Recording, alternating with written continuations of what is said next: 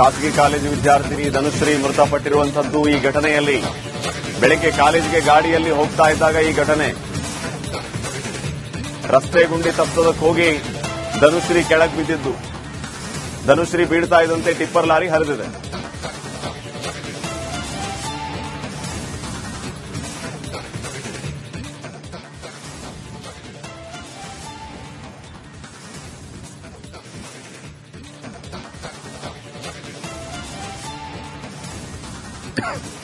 ಇನ್ನಷ್ಟು ಅಪ್ಡೇಟ್ಸ್ ಅನ್ನ ಕೊಡ್ತಾರೆ ಪ್ರತಿನಿಧಿ ಮಾದೇಶ್. ಈಗ ನೇರ ಸಂಪರ್ಕದಲ್ಲಿ ಜಾಯ್ನ್ ಆಗಿದ್ದಾರೆ. ಮಾದೇಶ್, ಸರ್ಕಾರವಂತೂ ಈ ಬಗ್ಗೆ ತಲೆ ಕೆಡಿಸ್ಕೊಳ್ತಾನೆ ಇಲ್ಲ. ಗುಂಡಿಗೆ ಒಂದೊಂದೇ ಬಲಿ ಆಗ್ತಾ ಇವೆ. ಸರ್ಕಾರ ಎಷ್ಟು ಸೀರಿಯಸ್ ಆಗಿದೆ ಅನ್ನೋದು ಇಂಥ ಘಟನೆಗಳನ್ನು ನೋಡಿದಾಗ ಗೊತ್ತಾಗ್ತಾ ಇದೆ. ಗುಂಡಿ ತಪ್ಪಿಸೋದಕ್ಕೆ ಹೋಗಿ ಗುಂಡಿಯಲ್ಲೇ ಬಿದ್ದು ಪ್ರಾಣ ಕಳ್ಕೊಳ್ಳೋದು ಅಂತಂದ್ರೆ ಏನ್ ಕತೆ ಇದು? ಏನ್ ಅಪ್ಡೇಟ್ಸ್ ಕೊಡ್ತೀರಿ ಈ ಬಗ್ಗೆ?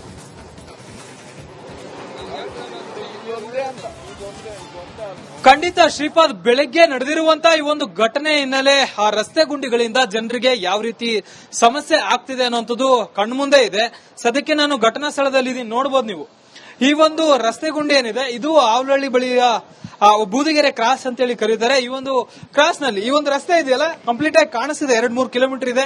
ಈ ಒಂದು 2-3 ಕಿಲೋಮೀಟರ್ ಅಂತ ರಸ್ತೆಯಲ್ಲಿ 200-300 ಮೀಟರ್ಗೂ ಕೂಡ ಈ ರೀತಿಯಾಗಿಯೇ ಒಂದಷ್ಟು ಗುಂಡಿಗಳಿದೆ ಅಂತೇಳಿ ಇಲ್ಲಿನ ಸ್ಥಳೀಯರು ಆಕ್ರೋಶವನ್ನ ವ್ಯಕ್ತಪಡಿಸುವಂತ ಕೆಲಸವನ್ನ ಮಾಡ್ತಿದ್ರು. ಬೆಳಿಗ್ಗೆ ಕೂಡ ಆ ಒಂದು ಯುವತಿ 22 ವರ್ಷದ ಧನುಶ್ರೀ ಅನ್ನುವಂತ ಯುವತಿ ಏನಿದ್ದಾಳೆ, ಆ ಯುವತಿ ಕಾಲೇಜ್ಗೆ ಹೋಗುವಂತ ಸಂದರ್ಭದಲ್ಲಿ ಈ ಒಂದು ರಸ್ತೆ ಮೂಲಕ ಹೋಗ್ತಿರ್ತಾಳೆ. ಪ್ರತಿದಿನ 8ರಿಂದ 8:30 ಸುಮಾರಿಗೆ ಇಲ್ಲಿಂದ ಟಿಸಿ ಪಾಳ್ಯಗೆ ಹೋಗಿ ಆಕೆ ಕಾಲೇಜಿಗೆ ಹೋಗಿ ಬಿಕಾಂ ವ್ಯಾಸಂಗ ಮಾಡುವಂತ ಕೆಲಸವನ್ನು ಮಾಡ್ತಿದ್ಲು.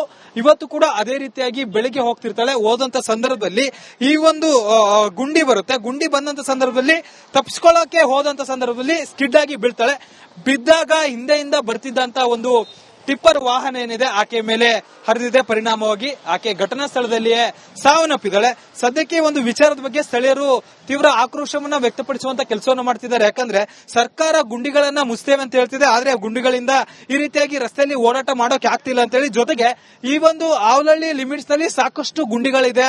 ಅದನ್ನು ಯಾವಾಗ ಮುಚ್ತಾರೆ ಏನೋ, ಇವತ್ತು ಇದಾಯ್ತು ನಾಳೆ ನಾವು ಸಾವನ್ನಪ್ಪುವಂತ ಭಯ ನಮ್ಗೆ ಕಾಡ್ತಿದೆ ಅಂತ ಹೇಳಿ ಇಲ್ಲಿನ ಸ್ಥಳೀಯರು ಹೇಳ್ತಿದ್ದಾರೆ. ಸದ್ಯಕ್ಕೆ ಓರ್ವ ಸ್ಥಳೀಯರಿದ್ದಾರೆ, ಅವ್ರನ್ನ ಮಾತನಾಡಿಸ್ತಾ ಹೋಗ್ತೀನಿ. ಸರ್, ನೀವು ಕೂಡ ಈ ರಸ್ತೆಯಲ್ಲಿ ಓಡಾಡ್ತಿರ್ತೀರಾ, ಈ ಏರಿಯಾದವ್ರು ಅಂತ ಅನ್ಕೋತೀನಿ.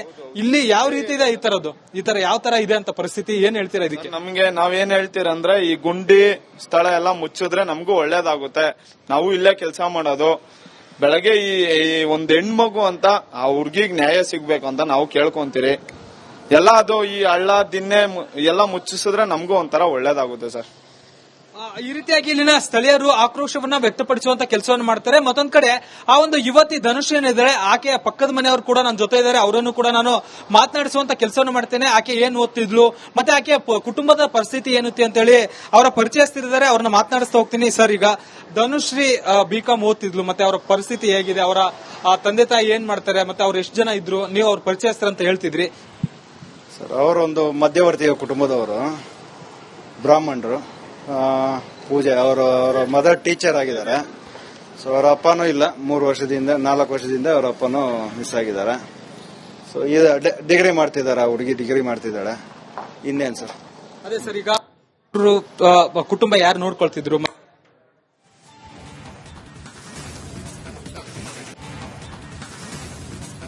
ಫೈನ್, ಮತ್ತೆ ಸಂಪರ್ಕಿಸುವಂತಹ ಪ್ರಯತ್ನವನ್ನ ಮಾಡ್ತೀವಿ. ಮದೇ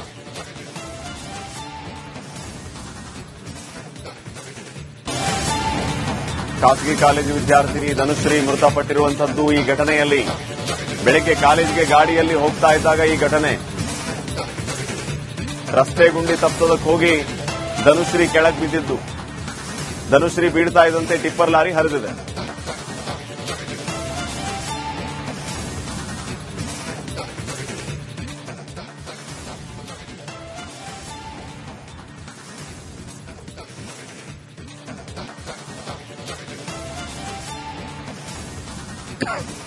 ಇನ್ನಷ್ಟು ಅಪ್ಡೇಟ್ಸ್ ಅನ್ನ ಕೊಡ್ತಾರೆ ಪ್ರತಿನಿಧಿ ಮಾದೇಶ್. ಈಗ ನೇರ ಸಂಪರ್ಕದಲ್ಲಿ ಜಾಯ್ನ್ ಆಗಿದ್ದಾರೆ. ಮಾದೇಶ್, ಸರ್ಕಾರವಂತೂ ಈ ಬಗ್ಗೆ ತಲೆ ಕೆಡಿಸ್ಕೊಳ್ತಾನೆ ಇಲ್ಲ. ಗುಂಡಿಗೆ ಒಂದೊಂದೇ ಬಲಿ ಆಗ್ತಾ ಇವೆ. ಸರ್ಕಾರ ಎಷ್ಟು ಸೀರಿಯಸ್ ಆಗಿದೆ ಅನ್ನೋದು ಇಂಥ ಘಟನೆಗಳನ್ನು ನೋಡಿದಾಗ ಗೊತ್ತಾಗ್ತಾ ಇದೆ.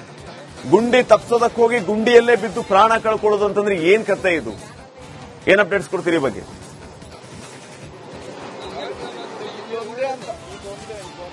ಖಂಡಿತ ಶ್ರೀಪಾದ್, ಬೆಳಗ್ಗೆ ನಡೆದಿರುವಂತ ಈ ಒಂದು ಘಟನೆ ಹಿನ್ನೆಲೆ ಆ ರಸ್ತೆ ಗುಂಡಿಗಳಿಂದ ಜನರಿಗೆ ಯಾವ ರೀತಿ ಸಮಸ್ಯೆ ಆಗ್ತಿದೆ ಅನ್ನೋಂಥದ್ದು ಕಣ್ಮುಂದೆ ಇದೆ. ಸದ್ಯಕ್ಕೆ ನಾನು ಘಟನಾ ಸ್ಥಳದಲ್ಲಿ ಇದೀನಿ, ನೋಡಬಹುದು ನೀವು. ಈ ಒಂದು ರಸ್ತೆ ಗುಂಡಿ ಏನಿದೆ ಇದು ಆವಲಹಳ್ಳಿ ಬಳಿಯ ಬೂದಿಗೆರೆ ಕ್ರಾಸ್ ಅಂತ ಹೇಳಿ ಕರೀತಾರೆ. ಈ ಒಂದು ಕ್ರಾಸ್ ನಲ್ಲಿ ಈ ಒಂದು ರಸ್ತೆ ಇದೆಯಲ್ಲ ಕಂಪ್ಲೀಟ್ ಆಗಿ ಕಾಣಿಸ್ತಿದೆ. 2-3 ಕಿಲೋಮೀಟರ್ ಇದೆ. ಈ ಒಂದು 2-3 ಕಿಲೋಮೀಟರ್ ಅಂತ ರಸ್ತೆಯಲ್ಲಿ 200-300 ಮೀಟರ್ಗೂ ಕೂಡ ಈ ರೀತಿಯಾಗಿಯೇ ಒಂದಷ್ಟು ಗುಂಡಿಗಳಿದೆ ಅಂತೇಳಿ ಇಲ್ಲಿನ ಸ್ಥಳೀಯರು ಆಕ್ರೋಶವನ್ನ ವ್ಯಕ್ತಪಡಿಸುವಂತ ಕೆಲಸವನ್ನ ಮಾಡ್ತಿದ್ರು. ಬೆಳಿಗ್ಗೆ ಕೂಡ ಆ ಒಂದು ಯುವತಿ 22 ವರ್ಷದ ಧನುಶ್ರೀ ಅನ್ನುವಂತ ಯುವತಿ ಏನಿದ್ದಾಳೆ, ಆ ಯುವತಿ ಕಾಲೇಜ್ಗೆ ಹೋಗುವಂತ ಸಂದರ್ಭದಲ್ಲಿ ಈ ಒಂದು ರಸ್ತೆ ಮೂಲಕ ಹೋಗ್ತಿರ್ತಾಳೆ. ಪ್ರತಿದಿನ 8ರಿಂದ 8:30 ಸುಮಾರಿಗೆ ಇಲ್ಲಿಂದ ಟಿಸಿ ಪಾಳ್ಯಗೆ ಹೋಗಿ ಆಕೆ ಕಾಲೇಜ್ಗೆ ಹೋಗಿ ಬಿಕಾಂ ವ್ಯಾಸಂಗ ಮಾಡುವಂತ ಕೆಲಸವನ್ನ ಮಾಡ್ತಿದ್ಲು. ಇವತ್ತು ಕೂಡ ಅದೇ ರೀತಿಯಾಗಿ ಬೆಳಿಗ್ಗೆ ಹೋಗ್ತಿರ್ತಾಳೆ. ಹೋದಂತ ಸಂದರ್ಭದಲ್ಲಿ ಈ ಒಂದು ಗುಂಡಿ ಬರುತ್ತೆ. ಗುಂಡಿ ಬಂದಂತ ಸಂದರ್ಭದಲ್ಲಿ ತಪ್ಪಿಸ್ಕೊಳ್ಳೋಕೆ ಹೋದಂತ ಸಂದರ್ಭದಲ್ಲಿ ಸ್ಕಿಡ್ ಆಗಿ ಬೀಳ್ತಾಳೆ. ಬಿದ್ದಾಗ ಹಿಂದೆಯಿಂದ ಬರ್ತಿದ್ದಂತ ಒಂದು ಟಿಪ್ಪರ್ ವಾಹನ ಏನಿದೆ ಆಕೆ ಮೇಲೆ ಹರಿದಿದೆ. ಪರಿಣಾಮವಾಗಿ ಆಕೆ ಘಟನಾ ಸ್ಥಳದಲ್ಲಿಯೇ ಸಾವನ್ನಪ್ಪಿದ್ದಾಳೆ. ಸದ್ಯಕ್ಕೆ ಒಂದು ವಿಚಾರದ ಬಗ್ಗೆ ಸ್ಥಳೀಯರು ತೀವ್ರ ಆಕ್ರೋಶವನ್ನ ವ್ಯಕ್ತಪಡಿಸುವಂತ ಕೆಲಸವನ್ನ ಮಾಡ್ತಿದ್ದಾರೆ. ಯಾಕಂದ್ರೆ ಸರ್ಕಾರ ಗುಂಡಿಗಳನ್ನ ಮುಚ್ತೇವೆ ಅಂತ ಹೇಳ್ತಿದೆ, ಆದ್ರೆ ಗುಂಡಿಗಳಿಂದ ಈ ರೀತಿಯಾಗಿ ರಸ್ತೆಯಲ್ಲಿ ಓಡಾಟ ಮಾಡೋಕೆ ಆಗ್ತಿಲ್ಲ ಅಂತ ಹೇಳಿ. ಜೊತೆಗೆ ಈ ಒಂದು ಆವಲಹಳ್ಳಿ ಲಿಮಿಟ್ಸ್ ನಲ್ಲಿ ಸಾಕಷ್ಟು ಗುಂಡಿಗಳಿದೆ, ಅದನ್ನು ಯಾವಾಗ ಮುಚ್ತಾರೆ ಏನೋ. ಇವತ್ತು ಇದಾಯ್ತು, ನಾಳೆ ನಾವು ಸಾವನ್ನಪ್ಪುವಂತ ಭಯ ನಮ್ಗೆ ಕಾಡ್ತಿದೆ ಅಂತ ಹೇಳಿ ಇಲ್ಲಿನ ಸ್ಥಳೀಯರು ಹೇಳ್ತಿದ್ದಾರೆ. ಸದ್ಯಕ್ಕೆ ಓರ್ವ ಸ್ಥಳೀಯರಿದ್ದಾರೆ, ಅವ್ರನ್ನ ಮಾತನಾಡಿಸ್ತಾ ಹೋಗ್ತೀನಿ. ಸರ್, ನೀವು ಕೂಡ ಈ ರಸ್ತೆಯಲ್ಲಿ ಓಡಾಡ್ತಿರ್ತೀರಾ, ಈ ಏರಿಯಾದವ್ರು ಅಂತ ಅನ್ಕೋತೀನಿ. ಇಲ್ಲಿ ಯಾವ ರೀತಿ ಇದೆ ಈ ತರ ಯಾವ ತರ ಇದೆ ಅಂತ ಪರಿಸ್ಥಿತಿ, ಏನ್ ಹೇಳ್ತೀರಾ ಇದಕ್ಕೆ? ನಮ್ಗೆ ನಾವೇನ್ ಹೇಳ್ತೀರಂದ್ರೆ ಈ ಗುಂಡಿ ಸ್ಥಳ ಎಲ್ಲ ಮುಚ್ಚಿದ್ರೆ ನಮಗೂ ಒಳ್ಳೇದಾಗುತ್ತೆ. ನಾವು ಇಲ್ಲೇ ಕೆಲಸ ಮಾಡೋದು. ಬೆಳಗ್ಗೆ ಈ ಒಂದ್ ಹೆಣ್ಮಗು ಅಂತ ಆ ಹುಡ್ಗಿಗ್ ನ್ಯಾಯ ಸಿಗ್ಬೇಕು ಅಂತ ನಾವು ಕೇಳ್ಕೊಂತೀರಿ. ಎಲ್ಲ ಅದು ಈ ಹಳ್ಳ ದಿನ್ನೆ ಎಲ್ಲ ಮುಚ್ಚಿಸಿದ್ರೆ ನಮಗೂ ಒಂಥರ ಒಳ್ಳೇದಾಗುತ್ತೆ ಸರ್. ಈ ರೀತಿಯಾಗಿ ಇಲ್ಲಿನ ಸ್ಥಳೀಯರು ಆಕ್ರೋಶವನ್ನ ವ್ಯಕ್ತಪಡಿಸುವಂತ ಕೆಲಸವನ್ನು ಮಾಡ್ತಾರೆ. ಮತ್ತೊಂದ್ ಕಡೆ ಆ ಒಂದು ಯುವತಿ ಧನುಷ್ ಏನಿದ್ದಾಳೆ, ಆಕೆಯ ಪಕ್ಕದ ಮನೆಯವರು ಕೂಡ ನನ್ನ ಜೊತೆ ಇದ್ದಾರೆ. ಅವರನ್ನು ಕೂಡ ನಾನು ಮಾತನಾಡಿಸುವಂತ ಕೆಲಸವನ್ನು ಮಾಡ್ತೇನೆ. ಆಕೆ ಏನ್ ಓದ್ತಿದ್ಲು, ಮತ್ತೆ ಆಕೆಯ ಕುಟುಂಬದ ಪರಿಸ್ಥಿತಿ ಏನುತ್ತೆ ಅಂತ ಹೇಳಿ ಅವರ ಪರಿಚಯಸ್ಥರಿದ್ದಾರೆ, ಅವ್ರನ್ನ ಮಾತನಾಡಿಸ್ತಾ ಹೋಗ್ತೀನಿ. ಸರ್, ಈಗ ಧನುಶ್ರೀ ಬಿಕಾಂ ಓದ್ತಿದ್ಲು, ಮತ್ತೆ ಅವರ ಪರಿಸ್ಥಿತಿ ಹೇಗಿದೆ, ಅವರ ತಂದೆ ತಾಯಿ ಏನ್ ಮಾಡ್ತಾರೆ, ಮತ್ತೆ ಅವ್ರು ಎಷ್ಟು ಜನ ಇದ್ರು, ನೀವು ಅವ್ರ ಪರಿಚಯಸ್ಥರ ಅಂತ ಹೇಳ್ತಿದ್ರಿ. ಸರ್, ಅವರೊಂದು ಮಧ್ಯವರ್ತಿಯ ಕುಟುಂಬದವರು, ಬ್ರಾಹ್ಮಣರು. ಪೂಜೆ ಅವರ ಮದರ್ ಟೀಚರ್ ಆಗಿದ್ದಾರೆ. ಸೊ ಅವರ ಅಪ್ಪನೂ ಇಲ್ಲ, 4 ವರ್ಷದಿಂದ ಅವರ ಅಪ್ಪನೂ ಮಿಸ್ ಆಗಿದ್ದಾರೆ. ಸೊ ಈಗ ಡಿಗ್ರಿ ಮಾಡ್ತಿದ್ದಾರೆ, ಹುಡುಗಿ ಡಿಗ್ರಿ ಮಾಡ್ತಿದ್ದಾಳೆ. ಇನ್ನೇನ್ ಸರ್? ಅದೇ ಸರ್, ಈಗ ಕುಟುಂಬ ಯಾರು ನೋಡ್ಕೊಳ್ತಿದ್ರು?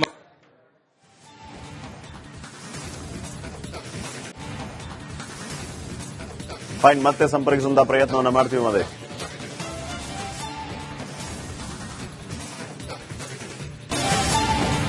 ಖಾಸಗಿ ಕಾಲೇಜು ವಿದ್ಯಾರ್ಥಿನಿ ಧನುಶ್ರೀ ಮೃತಪಟ್ಟಿರುವಂತದ್ದು ಈ ಘಟನೆಯಲ್ಲಿ. ಬೆಳಗ್ಗೆ ಕಾಲೇಜಿಗೆ ಗಾಡಿಯಲ್ಲಿ ಹೋಗ್ತಾ ಇದ್ದಾಗ ಈ ಘಟನೆ. ರಸ್ತೆ ಗುಂಡಿ ತಪ್ಪಿಸೋದಕ್ಕೆ ಹೋಗಿ ಧನುಶ್ರೀ ಕೆಳಗೆ ಬಿದ್ದಿದ್ದು.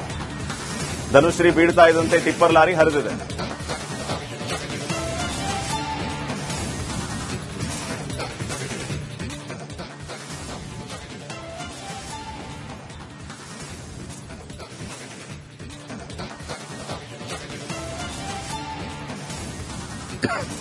ಇನ್ನಷ್ಟು ಅಪ್ಡೇಟ್ಸ್ ಅನ್ನ ಕೊಡ್ತಾರೆ ಪ್ರತಿನಿಧಿ ಮಾದೇಶ್. ಈಗ ನೇರ ಸಂಪರ್ಕದಲ್ಲಿ ಜಾಯ್ನ್ ಆಗಿದ್ದಾರೆ. ಮಾದೇಶ್, ಸರ್ಕಾರವಂತೂ ಈ ಬಗ್ಗೆ ತಲೆ ಕೆಡಿಸ್ಕೊಳ್ತಾನೆ ಇಲ್ಲ.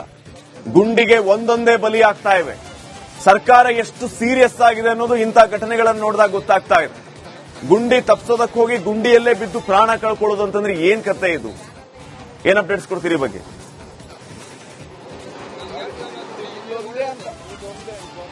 ಖಂಡಿತ ಶ್ರೀಪಾದ್, ಬೆಳಗ್ಗೆ ನಡೆದಿರುವಂತ ಈ ಒಂದು ಘಟನೆ ಹಿನ್ನೆಲೆ ಆ ರಸ್ತೆ ಗುಂಡಿಗಳಿಂದ ಜನರಿಗೆ ಯಾವ ರೀತಿ ಸಮಸ್ಯೆ ಆಗ್ತಿದೆ ಅನ್ನೋಂಥದ್ದು ಕಣ್ಮುಂದೆ ಇದೆ. ಸದ್ಯಕ್ಕೆ ನಾನು ಘಟನಾ ಸ್ಥಳದಲ್ಲಿ ಇದೀನಿ, ನೋಡಬಹುದು ನೀವು. ಈ ಒಂದು ರಸ್ತೆ ಗುಂಡಿ ಏನಿದೆ ಇದು ಆವಲಹಳ್ಳಿ ಬಳಿಯ ಬೂದಿಗೆರೆ ಕ್ರಾಸ್ ಅಂತ ಹೇಳಿ ಕರೀತಾರೆ. ಈ ಒಂದು ಕ್ರಾಸ್ ನಲ್ಲಿ ಈ ಒಂದು ರಸ್ತೆ ಇದೆಯಲ್ಲ ಕಂಪ್ಲೀಟ್ ಆಗಿ ಕಾಣಿಸ್ತಿದೆ. 2-3 ಕಿಲೋಮೀಟರ್ ಇದೆ. ಈ ಒಂದು 2-3 ಕಿಲೋಮೀಟರ್ ಅಂತ ರಸ್ತೆಯಲ್ಲಿ 200-300 ಮೀಟರ್ಗೂ ಕೂಡ ಈ ರೀತಿಯಾಗಿಯೇ ಒಂದಷ್ಟು ಗುಂಡಿಗಳಿದೆ ಅಂತ ಹೇಳಿ ಇಲ್ಲಿನ ಸ್ಥಳೀಯರು ಆಕ್ರೋಶವನ್ನ ವ್ಯಕ್ತಪಡಿಸುವಂತ ಕೆಲಸವನ್ನ ಮಾಡ್ತಿದ್ರು. ಬೆಳಿಗ್ಗೆ ಕೂಡ ಆ ಒಂದು ಯುವತಿ 22 ವರ್ಷದ ಧನುಶ್ರೀ ಅನ್ನುವಂತ ಯುವತಿ ಏನಿದ್ದಾಳೆ, ಆ ಯುವತಿ ಕಾಲೇಜ್ಗೆ ಹೋಗುವಂತ ಸಂದರ್ಭದಲ್ಲಿ ಈ ಒಂದು ರಸ್ತೆ ಮೂಲಕ ಹೋಗ್ತಿರ್ತಾಳೆ. ಪ್ರತಿದಿನ 8ರಿಂದ 8:30 ಸುಮಾರಿಗೆ ಇಲ್ಲಿಂದ ಟಿಸಿ ಪಾಳ್ಯಗೆ ಹೋಗಿ ಆಕೆ ಕಾಲೇಜ್ಗೆ ಹೋಗಿ ಬಿಕಾಂ ವ್ಯಾಸಂಗ ಮಾಡುವಂತ ಕೆಲಸವನ್ನ ಮಾಡ್ತಿದ್ಲು. ಇವತ್ತು ಕೂಡ ಅದೇ ರೀತಿಯಾಗಿ ಬೆಳಿಗ್ಗೆ ಹೋಗ್ತಿರ್ತಾಳೆ. ಹೋದಂತ ಸಂದರ್ಭದಲ್ಲಿ ಈ ಒಂದು ಗುಂಡಿ ಬರುತ್ತೆ. ಗುಂಡಿ ಬಂದಂತ ಸಂದರ್ಭದಲ್ಲಿ ತಪ್ಪಿಸ್ಕೊಳ್ಳೋಕೆ ಹೋದಂತ ಸಂದರ್ಭದಲ್ಲಿ ಸ್ಕಿಡ್ ಆಗಿ ಬೀಳ್ತಾಳೆ. ಬಿದ್ದಾಗ ಹಿಂದೆಯಿಂದ ಬರ್ತಿದ್ದಂತ ಒಂದು ಟಿಪ್ಪರ್ ವಾಹನ ಏನಿದೆ ಆಕೆಯ ಮೇಲೆ ಹರಿದಿದೆ. ಪರಿಣಾಮವಾಗಿ ಆಕೆ ಘಟನಾ ಸ್ಥಳದಲ್ಲಿಯೇ ಸಾವನ್ನಪ್ಪಿದ್ದಾಳೆ.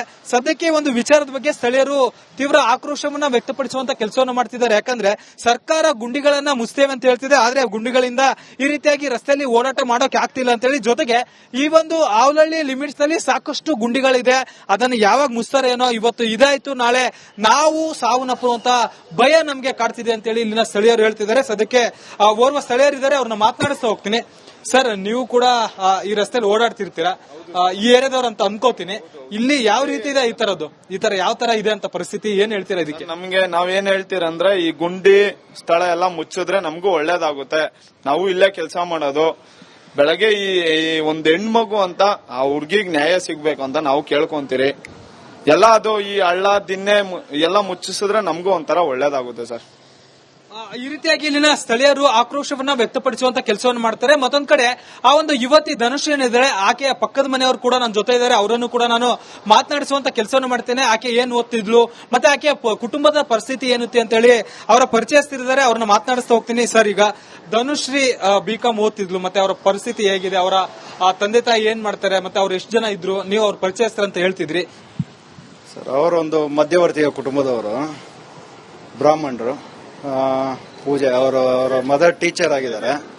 ಸೊ ಅವರ ಅಪ್ಪನೂ ಇಲ್ಲ, 4 ವರ್ಷದಿಂದ ಅವರ ಅಪ್ಪನೂ ಮಿಸ್ ಆಗಿದ್ದಾರೆ. ಸೊ ಈಗ ಡಿಗ್ರಿ ಮಾಡ್ತಿದ್ದಾರೆ, ಹುಡುಗಿ ಡಿಗ್ರಿ ಮಾಡ್ತಿದ್ದಾಳೆ. ಇನ್ನೇನ್ ಸರ್? ಅದೇ ಸರ್, ಈಗ ಕುಟುಂಬ ಯಾರು ನೋಡ್ಕೊಳ್ತಿದ್ರು?